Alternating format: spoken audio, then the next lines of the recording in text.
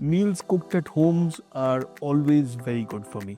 Whether it is my own home, if somebody invites me to their home, it is something that I always enjoy.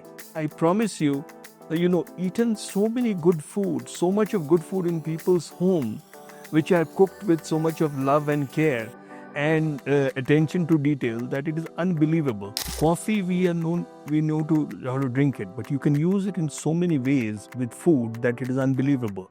You can add it to desserts. You can add it to rubs. Also, coffee can be used like a spice for marinating a meat or something like that, which you want to roast or barbecue or something like that. So, coffee is something that is quite versatile. You can do a lot with that. I think that discipline is one of the most important aspects of being a chef.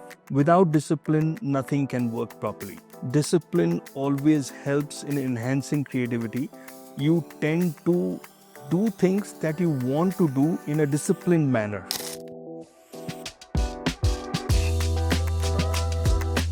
Food is memory. Food is emotional. Today on Expressions, we are talking to someone who has shaped how Bangalore eats, not by chasing trends, but by respecting craft. Chef Abhijit Saha has spent over 3 decades cooking across cultures, mentoring young chefs, building iconic restaurants, and reminding us that innovation only works when it has soul. This isn't about recipes, it's about taste, discipline, partnership, and legacy. Today, I'm excited to chat with Chef Abhijit Saha. Let's just get digging into it. Hi, Chef. Thank you for joining us today on Expressions. Thank you for having me over. Thank you. So, did your family have anything to do with you becoming a chef? I want to start with that. The fact that, my family did not say no to it was a big deal. Sure. But I do not have any romantic stories like I went to my grandmother's kitchen and learned cooking with her. Sure. So because I went to a boarding school, so food tend to be not so great in schools.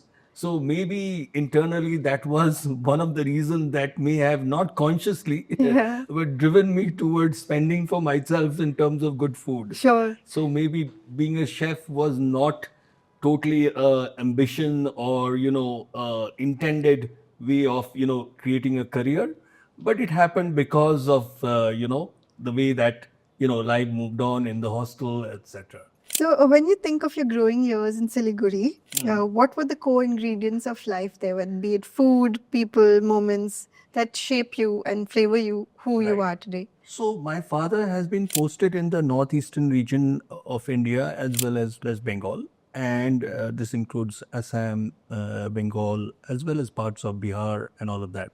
But Siliguri is where our home is. And then I was in Darjeeling most of the time. Sure. So my father was in charge of, looking into the maintenance of the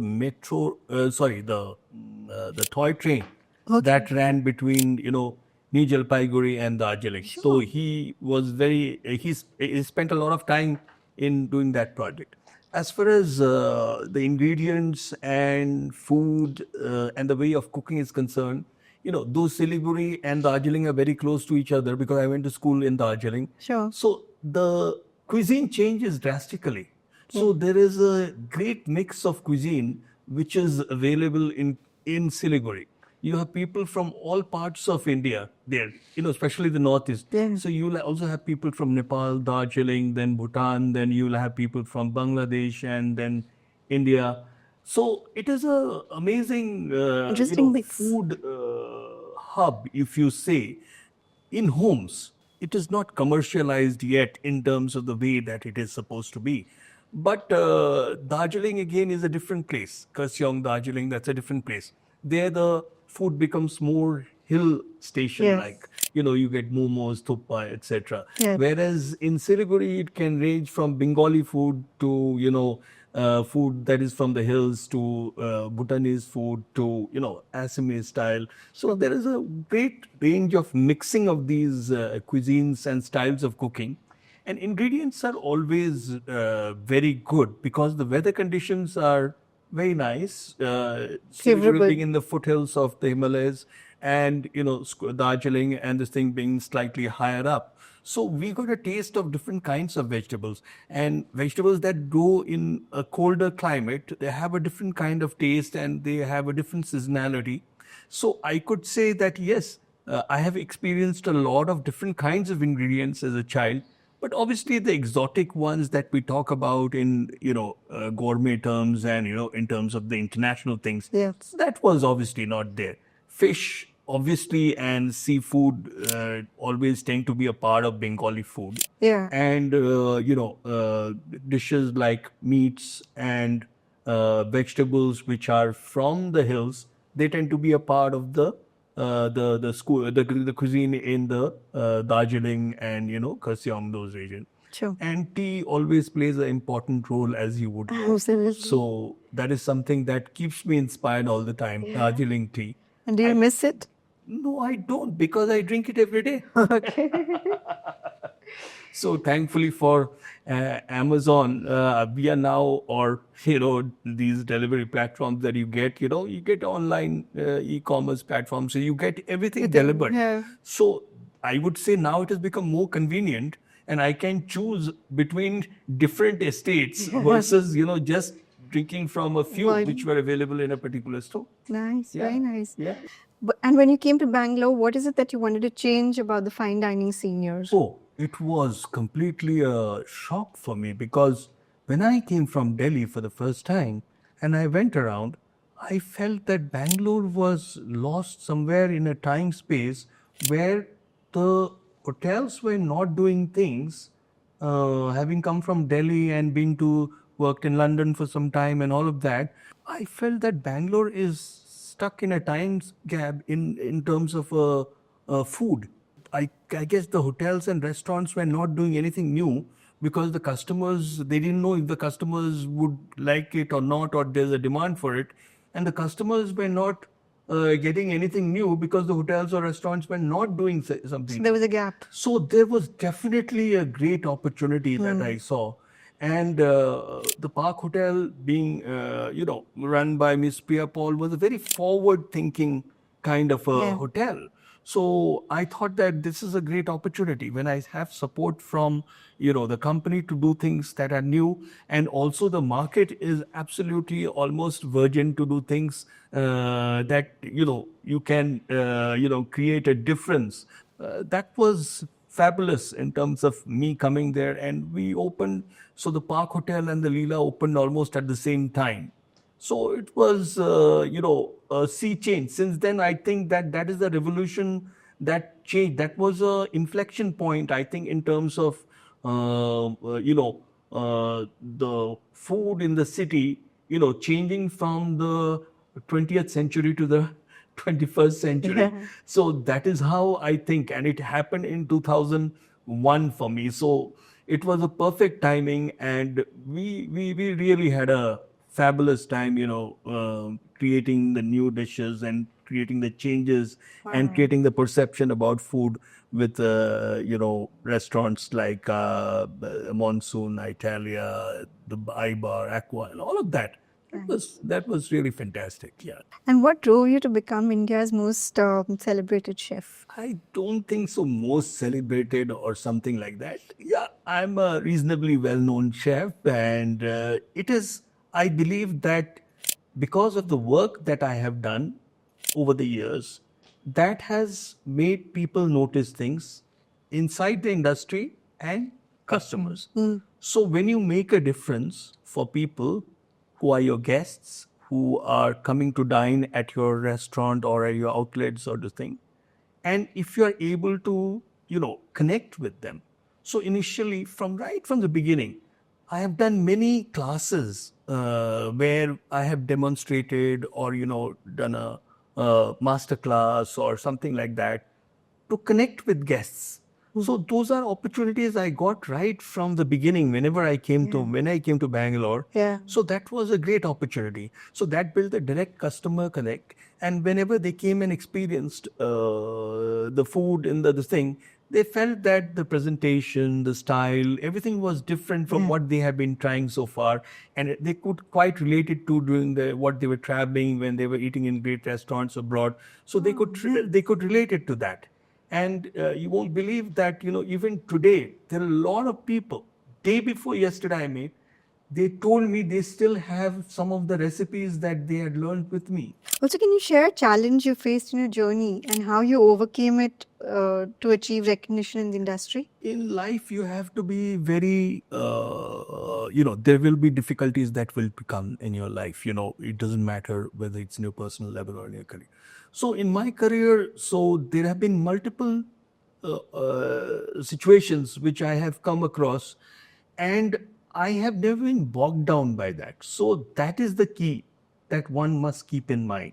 Now, to give you an example, I was feeling a little, that I have done this for hotels. After working for 18 years, I have done this for hotels.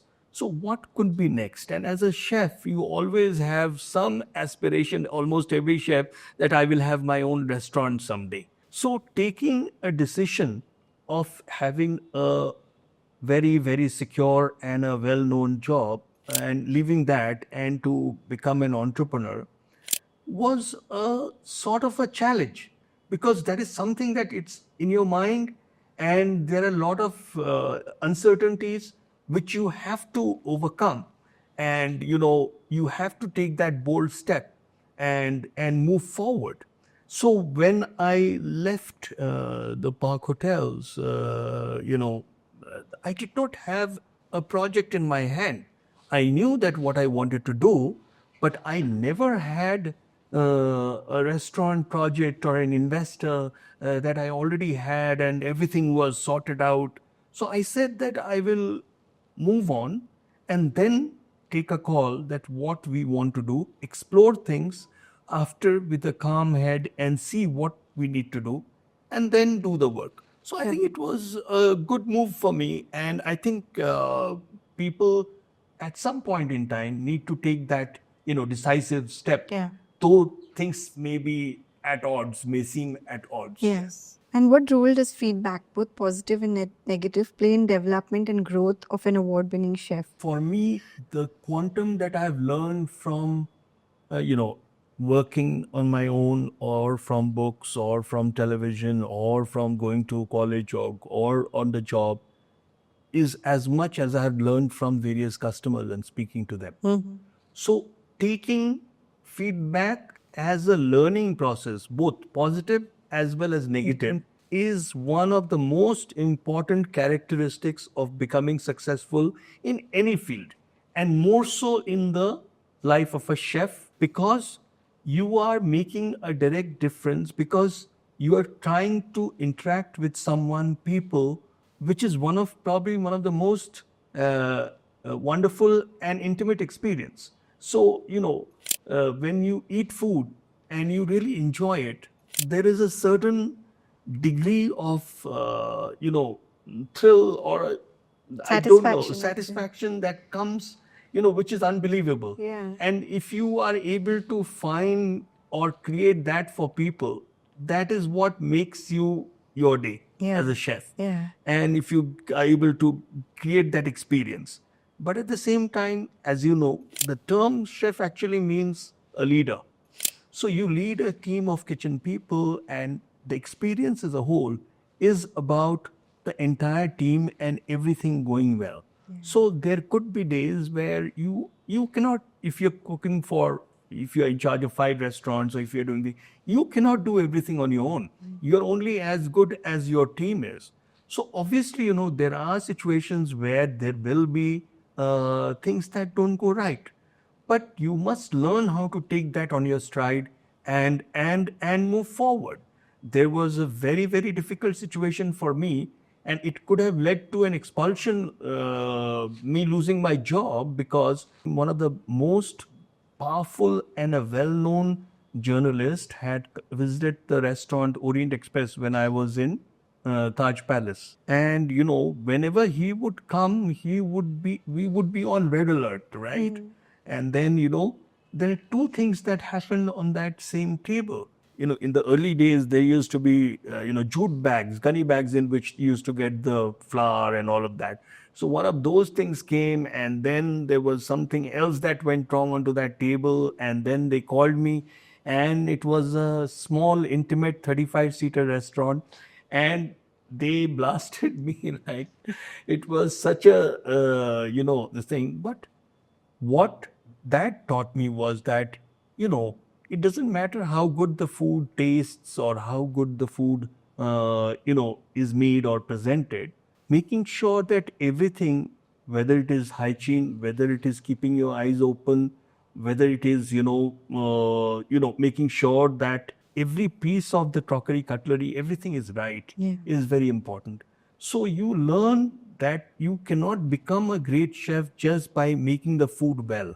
You have to give a 360-degree experience and make sure that you are keeping all the basics right as well. Shruti Saha, your partner in life and work, what's the most important lesson you've learned about building a relationship where ambition, creativity, and personal space all coexist? So I would not say that it is very easy.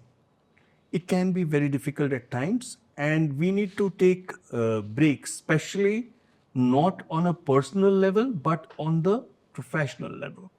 So those breaks came in between when my children were born. Then it comes also sometimes with facts that she wants to pursue certain different things. So she, in the last 10, 12 years, she got interested in making candles and ceramic work, which is inspired by the mehendi work. So she said that I want to do this and spend time.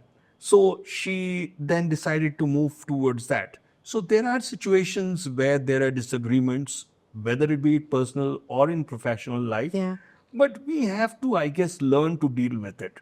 And I think that Shruti as a person is very accommodating as compared to I am.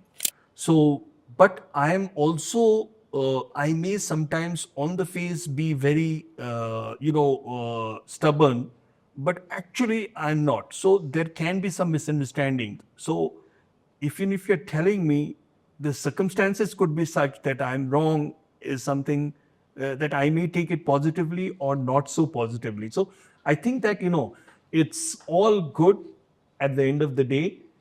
She is happy. You I'm do work happy. through relationships. Yeah. Yes, we have to learn how to do that. Yeah. And there will be situations where you have to deal with it delicately. And love and respect matters in a relationship. So, that is what we keep going. And, that is what keeps us together and, happy. Wonderful. Personally, what is the perfect meal for you? Personally, see, meals cooked at homes are always very good for me. Whether it is my own home, if somebody invites me to their home, it is something that I always enjoy.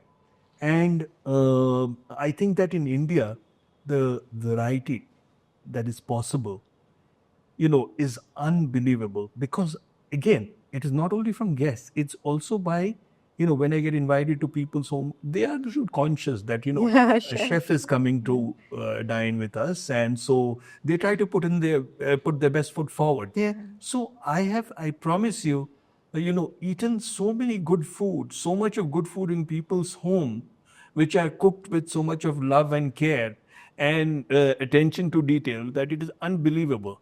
And in a city like Bangalore, you have people from all over India, right? There are people from Rajasthan, Kashmir to, of course, Kerala and everybody, Gujarat. So I have had my best meal experiences in people's home as well as my home. I would also like to say that Shruti is a great cook. My mother was a reasonably good cook and is a reasonably good. She doesn't cook anymore. She's still with us and lives with us. She doesn't cook anymore. Maybe sometimes once in a while she'll cook a Bengali dish which is called a pati shakta, which is basically a pancake, a rice pancake, which Okay. is stuffed with coconut. Okay. So those are things that she will cook once in a while. Otherwise, she doesn't indulge in cooking anymore. But Shruti is a very prolific cook. And that is what helps me whenever I need to invite people at home. I don't need to get food from outside. She loves cooking for people. And I enjoy her cooking also very much. You don't cook at home? I do, but not very often, Okay. to tell you the truth. Yeah. I'm not a person who can go from the hotel kitchen or my restaurant kitchen to start again work in the kitchen. Once in a while, for the sake of, fun, Yeah. when you're with friends or with your children, Yeah. then you do some sort Yes. of cooking, rustling up things here and there. Yes. But otherwise, I really don't cook much at home. No. True. And how do you stay inspired and continuously innovate in your culinary creations and restaurant concepts? I mean, are they? So I guess it is about an individual, because I don't think that it is about it's the spirit of doing something different, doing something new, being a little innovative, being a little creative, which keeps me going. I think it's not about the cooking. It's if I was doing something in another field also, I would probably be doing the same thing, because I like to, challenge myself from time to time. I like to do things differently. I like to do things which can create some sort of a new experience for people, and not always bound by the way things are or the trends are. But that doesn't mean that you do not respect whatever is fundamental to food and cooking. So And your love for Italian food is legendary. So, how did that happen, and what is the downside to Italian cuisine? Also, I'd like to know what is the one dish you would recommend if anyone was to visit your restaurant, Rosmarino? very early in my career, right from the Taj days, I got an opportunity to work with Italian chefs. Before, when I joined the Manor, I went for a 6 months training program. So where I worked with one of the top Italian chefs in London called Giorgio Logatelli. That was a great opportunity. And then after, when we came to Bangalore to open the park, the great chef Antonio Carluccio came to, train us for the opening of the restaurant. And he was a prolific, chef.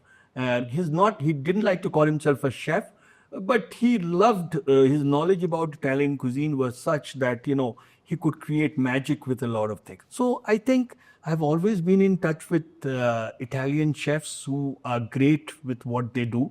I think food in Italy is simple but flavorsome, and they believe in artisanal ingredients. So ingredients, season, these are some of the key aspects of Italian cooking which I enjoyed the most. And it is not about being too creative. Also, like India, Italy has the culture of home cooking. Suppose there are 100 people doing something and there are two people doing something.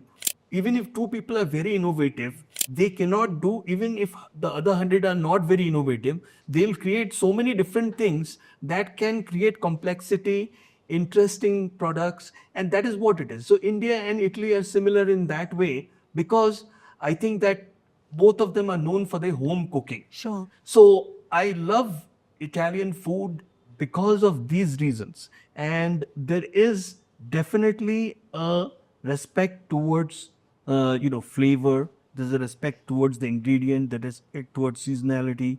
And some of the unique ingredients that you get from Italy, whether it be the cheeses, whether it be the olive oil, whether it be the cured meats, whether it be the seafood that they do, some of the seafood, it's quite amazing. Yeah. And whether it's even the olives, capers. So these are some of the fabulous ingredients which I personally love. So Sure. that is something, when you connect something with something more personally, Yeah. is something that creates a love affair, I guess. Absolutely magic. So that is what it is. So it is not, I don't do it because I have to do it as a commercial reason. I do it because I love it. Yeah. So that's what it is. And any dish you would recommend at your restaurant? Yes, so as you know, my restaurant is called Rosmarino, Neapolitan pizza and trattoria. So we specialize in the pizzas, Okay. which is the Napoli, as you know, is the birthplace of pizza. Sure. And so I would definitely recommend the pizza, which is an obvious thing. Okay. But there are different kinds of food that you will find in my restaurant, and we focus towards the southern Italian cuisine. Okay. Again, that is different from Yes. covering the entire Italy. So we have some of the ingredients. Some the puglia. Puglia is become famous because of the burrata cheese. So we have a lovely burrata, and so there is a farm which gives us the heirloom tomatoes. So which is then we do it with a beetroot pesto. So that is really good.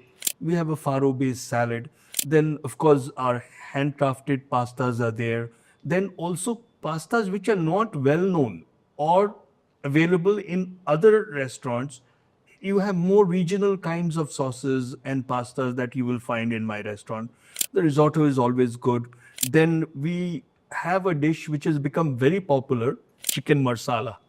Marsala is a fortified wine which is used for cooking this chicken dish. Oh. So because marsala is not available in India, we cook it with port wine. Okay. So it's got chicken, mushrooms, port wine, herbs, etc. Okay. And so that's why I call it almost chicken marsala. Okay. So, there are many things to try. So there are a lot of choices for vegetarians, non-vegetarians. So we also have the black truffle.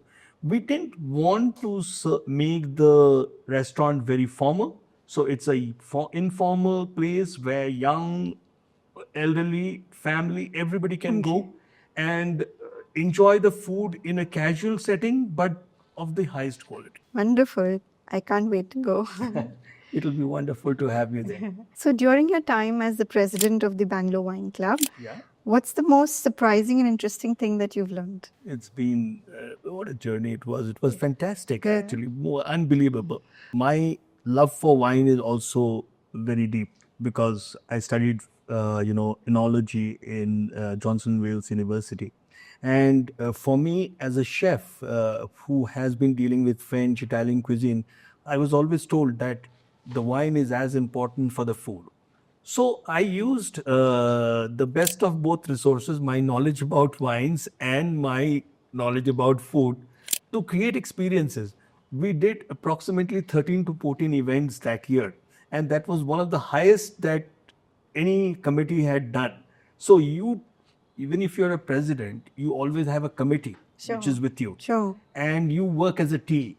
And so me being from the industry, so I had obviously some connect with the industry. So some good offices with the chefs. So I could get a fabulous menu from them. Yeah. Then also work with the wine importers, and being a restaurateur, I was buying wines from them. Yeah. So I had a leverage there as well. Sure. So I was able to create experiences which were fantastic, Yeah. and which were really well appreciated by all the members. Sure. And we did different kinds of events. So I think memories will always stay. Yeah.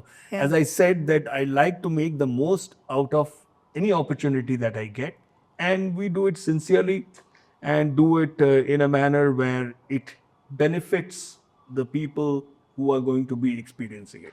Any experience that comes to your mind that was outstanding? So the outstanding experience that I'd like to talk about is that when we invited the Margaret River, which is in Western Australia, is one of the most well-known wine producing regions of the world. So in Australia, at least. So we invited the Wine Producers Association to come and do an event with us. So these events were held in Kippaberry and Fava in my restaurant during that time.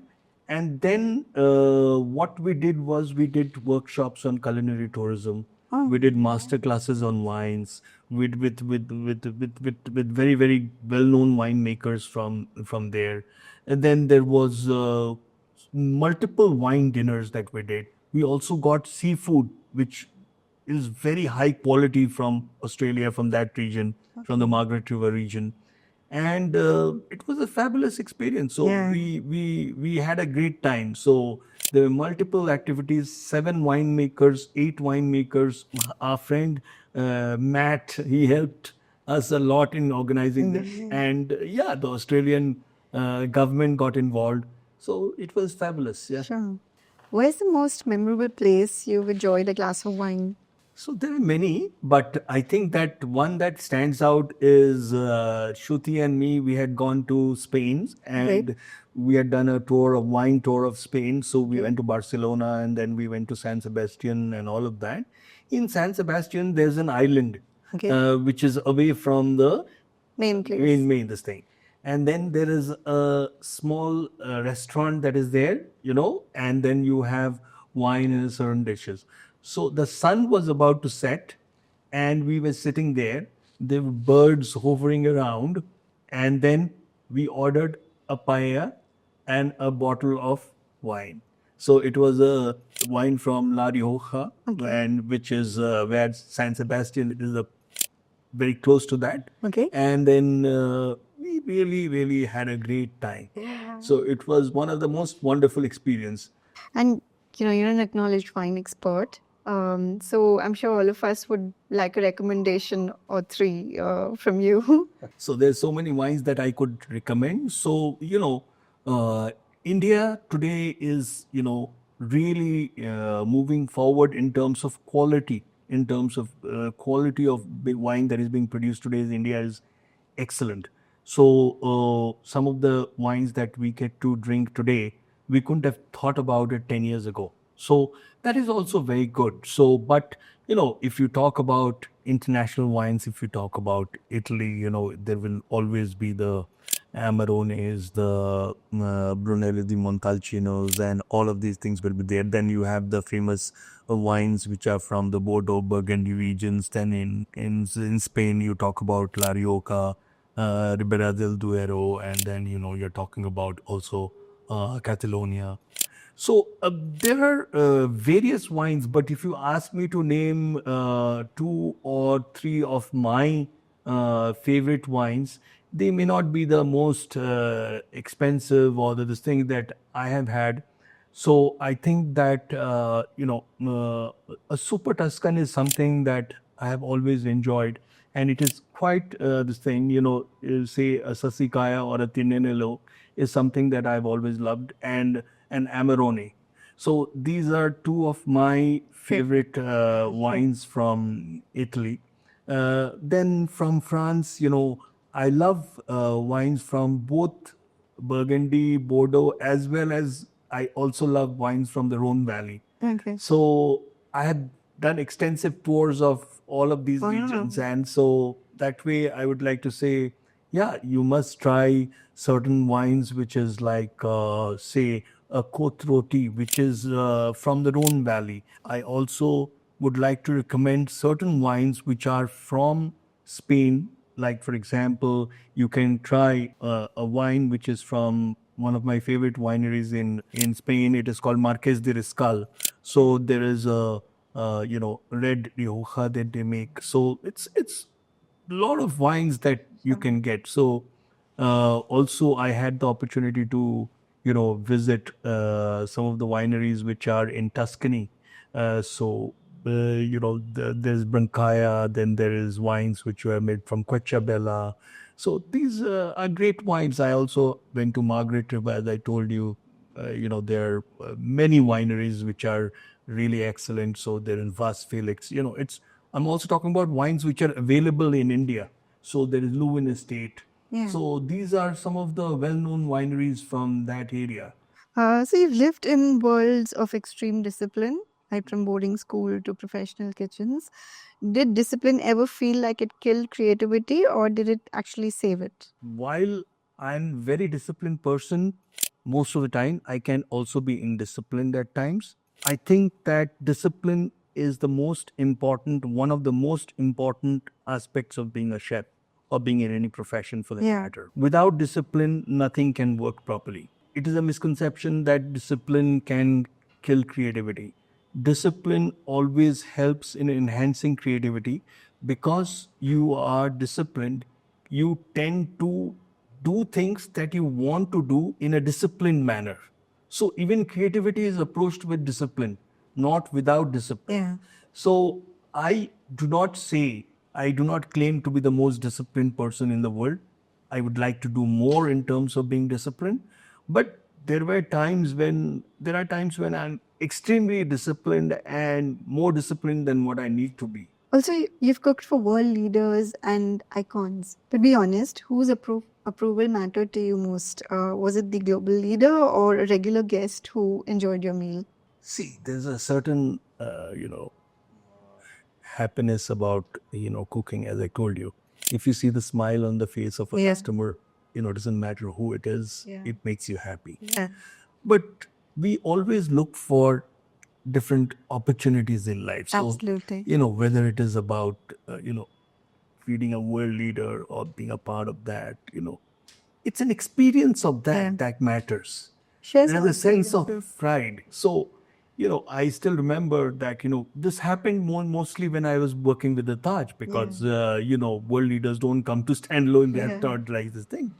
But that is the time when most of the people, whether it was George Bush Senior, whether it was,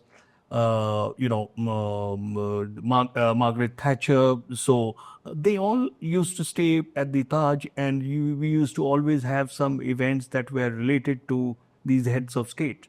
So that time, Chef Neeta Nagaraj was the executive chef. We say that, lady chefs are not very popular or well known, or they're not. But she's one example that I can give you, who has inspired so many chefs to become what Wonderful. they are today. So I really learned a lot from her, and we would actually, it would be a different exercise altogether. Imagine 300. So Taj had one of the biggest conference centers. We could sit together, 350 people, and do a sit down meal, or a 400 people. So we have done those things as well. So then what happens is that you have to create this special system or a process for those events where you're able to serve 300 to 400 plates together on all the tables. That's a different exercise altogether. Absolutely.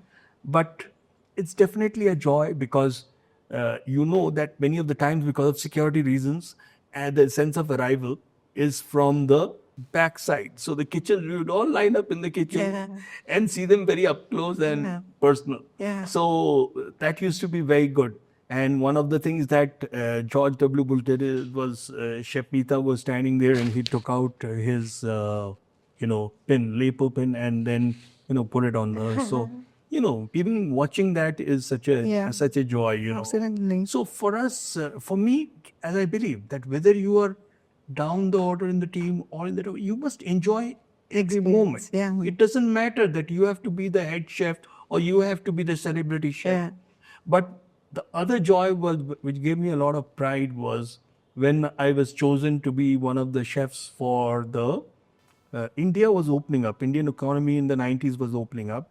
And in 1994, you won't believe, Deve Gowda was the Prime Minister of India. Yeah. And we had an India evening in Davos in the World Economic Forum conference. Yeah. And then that was a 900 people dinner Wow. hosted by India, the government of India Yeah. and CII. Yeah. So that was also overwhelming kind of an experience with a sense of pride and joy that you do, that you are doing for your country. So that's how it is. Nice, very nice. I'm sure that would have given you a lot more learnings also from. Yeah, so when you do things for your country, whether it is for the Bocuse d'Or where we won the medal Yeah. for the first time. So India won a medal this is like the Olympics of Cooking. Okay. It's called Bocuse d'Or.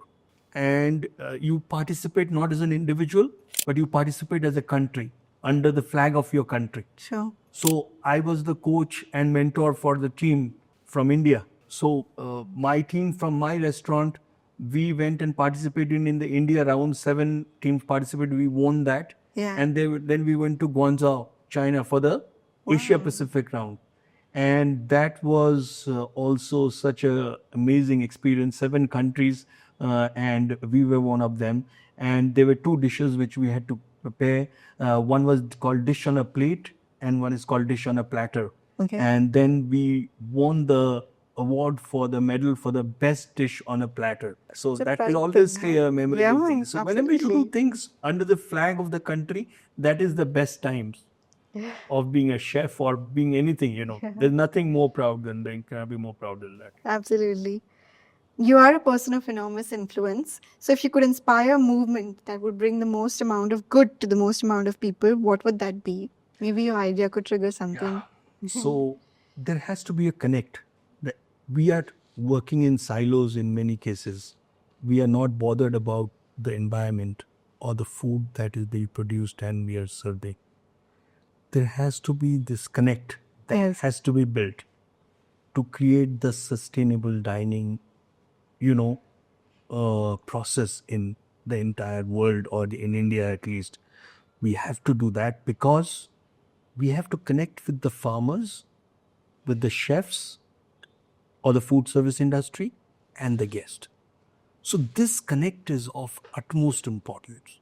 So how we can leverage with each other, how we can learn from each other, how we can, empower the farmer to grow clean food is becoming the most urgent requirement of our country. Yeah.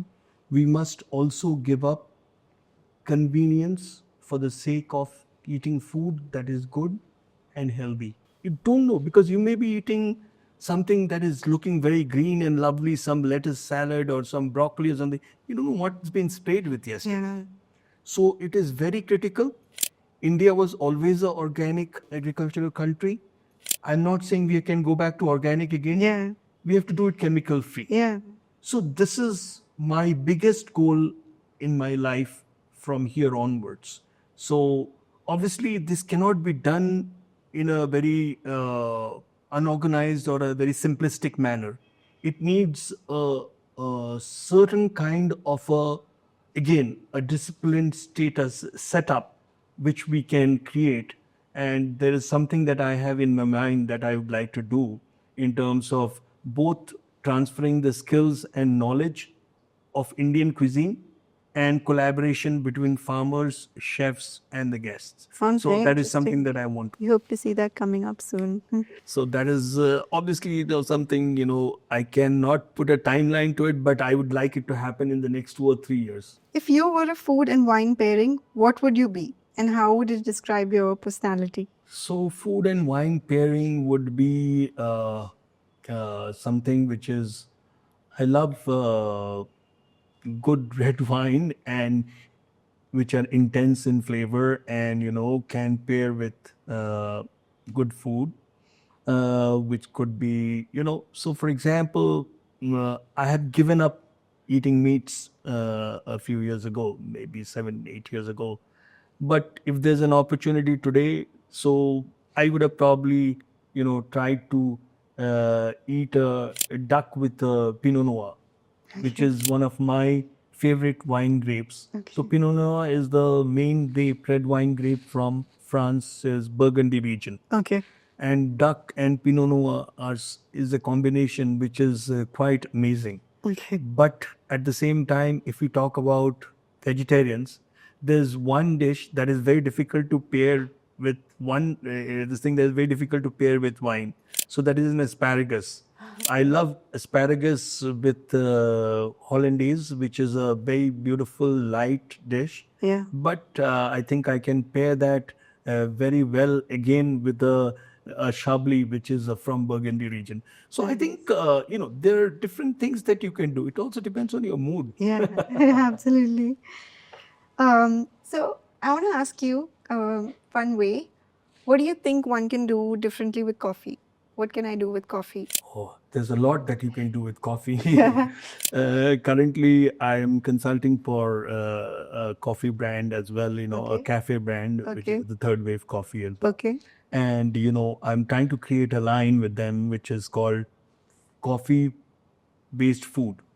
So coffee, we know how to drink it, but Yeah. you can use it in so many ways with food that it is unbelievable. Yeah. You can add it to desserts. You can add it to rubs while we do our marinations and Yeah. all of that, right? Yeah. So Indian, we can use spices and other things. Yeah. So also coffee can be used like a spice for marinating, a meat or something like that, which you want to roast or barbecue or something like that. So coffee is something that is quite versatile, and you can do a lot with that. And what can I do with buttermilk? Buttermilk. I'd love to make or introduce something called as a buttermilk ice cream.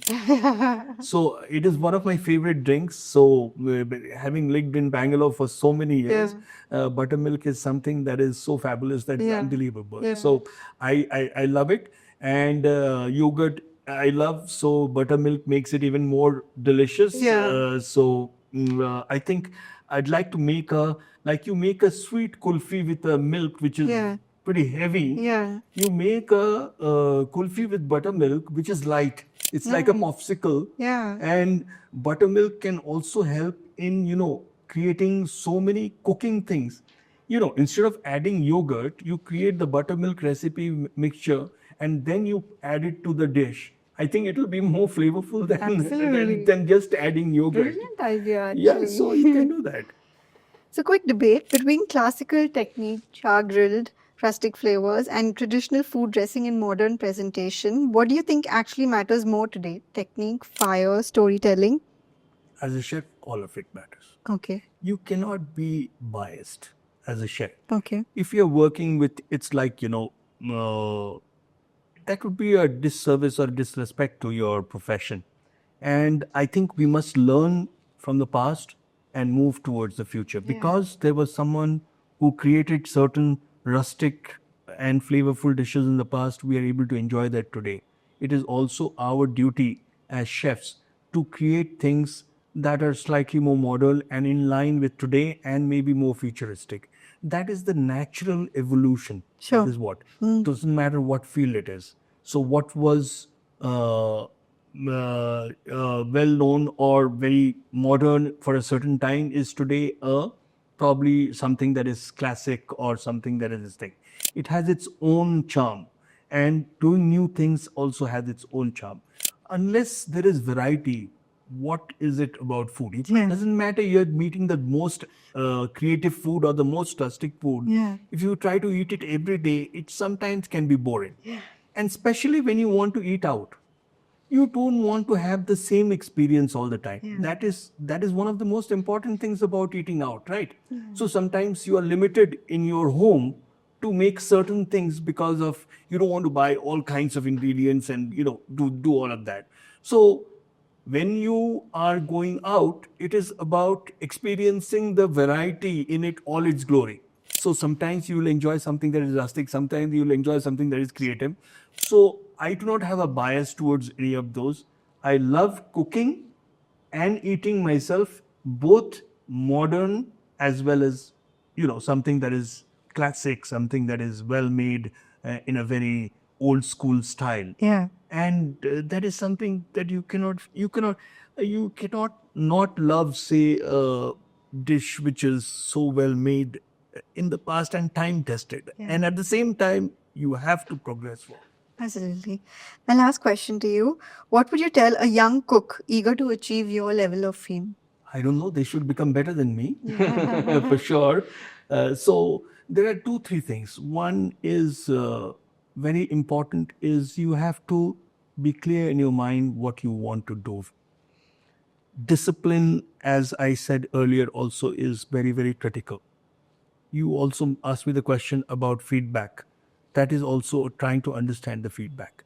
But, cooking is not about being fast forward. It's not about, it requires some patience and it requires some effort to learn cooking.